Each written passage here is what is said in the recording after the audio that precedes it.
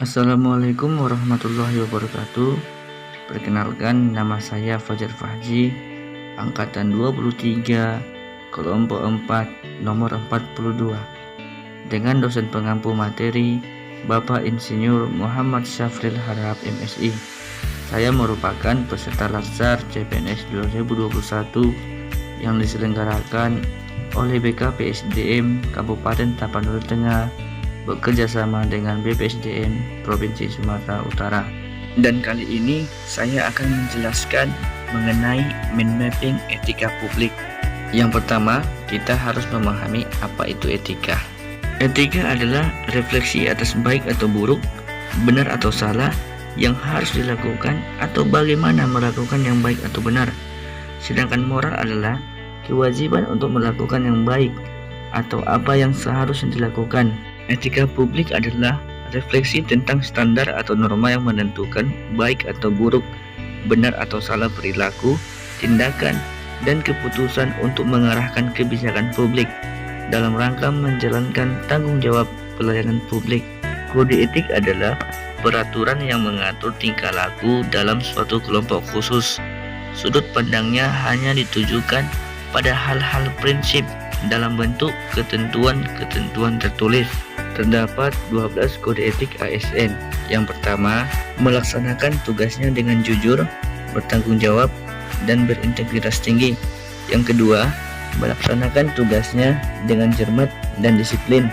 Yang ketiga, melayani dengan sikap hormat, sopan, dan tanpa tekanan.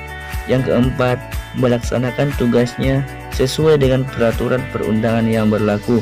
Yang kelima, melaksanakan tugasnya sesuai dengan perintah atasan atau pejabat yang berwenang sejauh tidak bertentangan dengan ketentuan-ketentuan peraturan perundang-undangan dan etika pemerintahan. Keenam, menjaga kerahasiaan yang menyangkut kebijakan negara. Yang ketujuh, menggunakan kekayaan dan barang milik negara secara bertanggung jawab, efektif, dan efisien. Yang kedelapan, menjaga agar tidak terjadi konflik kepentingan dalam melaksanakan tugasnya. Yang kesembilan, memberikan informasi secara benar dan tidak menyesatkan kepada pihak lain yang memerlukan informasi terkait kepentingan kedinasan. Yang kesepuluh, tidak menyalahgunakan informasi internegara, tugas, status, kekuasaan, dan jabatannya untuk mendapatkan atau mencari keuntungan atau manfaat bagi diri sendiri atau untuk orang lain. Ke-11, memegang teguh nilai dasar ASN dan selalu menjaga reputasi dan integritas ASN. Dan yang ke-12, melaksanakan ketentuan peraturan perundang-undangan mengenai disiplin pegawai ASN. Nilai-nilai dasar etika publik adalah sebagai berikut. Yang pertama, memegang teguh nilai-nilai dalam ideologi negara Pancasila.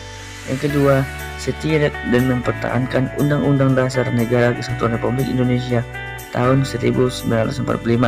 Yang ketiga, menjalankan tugas secara profesional dan tidak berpihak.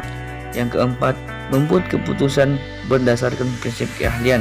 Yang kelima, menciptakan lingkungan kerja yang non-diskriminatif.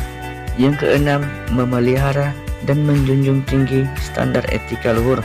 Yang ketujuh, mempertanggungjawabkan tindakan dan kinerjanya kepada publik. Yang kedelapan, memiliki kemampuan dalam melaksanakan kebijakan dan program pemerintah. Yang kesembilan, memberikan layanan kepada publik secara jujur, tanggap, cepat, tepat, akurat, berdaya guna, berhasil guna, dan santun. Ke-10, mengutamakan kepemimpinan berkualitas tinggi. Yang ke-11, menghargai komunikasi, konsultasi, dan kerjasama. Yang ke-12, mengutamakan pencapaian hasil dan mendorong kinerja pegawai. Yang ke-13, mendorong kesetaraan dalam pekerjaan. Ada 3 fokus utama dalam pelayanan publik, yaitu 1. Pelayanan publik yang berkualitas dan relevan. Yang kedua, sisi dimensi reflektif. Dan yang ketiga, modalitas etika. Bentuk-bentuk kode etik. Yang pertama, penggunaan kekuasaan. Penggunaan kekuasaan yang terbaik adalah memiliki legitimasi landasan yang kuat. Yang kedua, konflik kepentingan. Sebagai ASN, kita harus menghindari konflik kepentingan yang akan mengakibatkan penyalahgunaan kekuasaan, pengerahan sumber daya publik yang kurang optimal. Demikianlah penjabaran mengenai mind mapping etika publik. Cukup sekian dan terima kasih.